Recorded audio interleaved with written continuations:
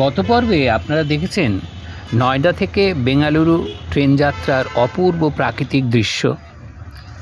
5টি রাজ্য ছুঁয়ে এই দীর্ঘ ট্রেন যাত্রা এক অপরূপ প্রাকৃতিক বৈচিত্র্য তুলে ধরেছিল, যা অতীব দৃষ্টিনন্দন ছিল।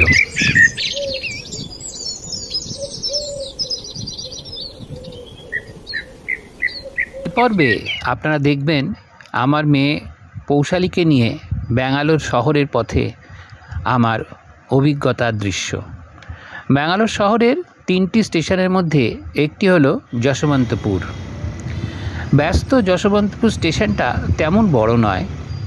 এখানে গাড়িতে 1 ঘন্টার পথ নিল 1500 টাকা।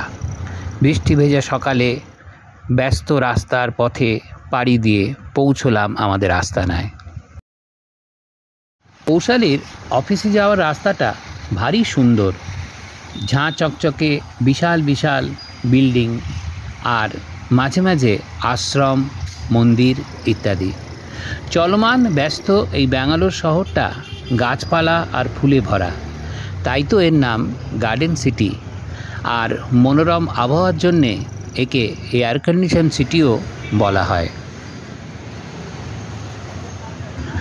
আমার মেয়ে পৌশালী স্পোর্টস ম্যানেজমেন্ট পড়ার দৌলতে তার কর্মক্ষেত্র ক্রীড়াক্ষেত্রের মধ্যে আবদ্ধ। কলকাতার আইএফএ, দিল্লির এআইএফএফ, কলকাতার প্রো টাচ গল্ফ একাডেমি, নয়ডার এফসি নয়ডা ফুটবল একাডেমিতে 1.5 বছর কাটিয়ে এবার চলে এলো ব্যাঙ্গালোরে সাউথ ইউনাইটেড ফুটবল ক্লাবে। এই ক্লাবটা আরও বড়, আর এর পরিকাঠামো বেশ সুন্দর ও বিরাট। এই হলো south United football club.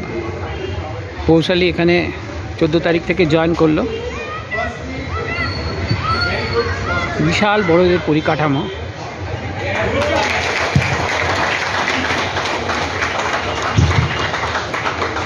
Cafeteria রয়েছে, খাওয়ার জায়গা রয়েছে, খুব সুন্দর, ঝাঁ চকচকে। আশা করব পৌশালী এখানে ওর কর্মক্ষেত্রে খুব উন্নতি করবে এবং প্রাণবন্ত হবে ওর কর্মজীবন। ও আরও এগিয়ে যাক, এই কামনাই করি ঈশ্বরের মতো। দেখতে একটা ফল, জানি না কেমন খেতে, দাদা বিক্রি করছিল, তা আমি একটা চেয়ে নিলাম। এরকম খোসা ছাড়ালে লিচুর মতো হয়, দেখা যাক, খেয়ে দেখি কেমন হয়। ব্যাঙ্গালোর শহরটি কুখ্যাত তার যানজটের জন্য। এখানে ঘন্টার পর ঘন্টা ট্রাফিক জ্যামে দাঁড়িয়ে থাকতে হয়। এটি শহরের একটি আতঙ্ক।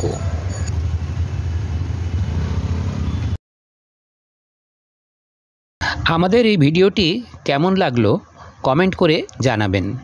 যদি ভালো লেগে থাকে একটি লাইক দিয়ে আমাদের পাশে থাকবেন। নমস্কার।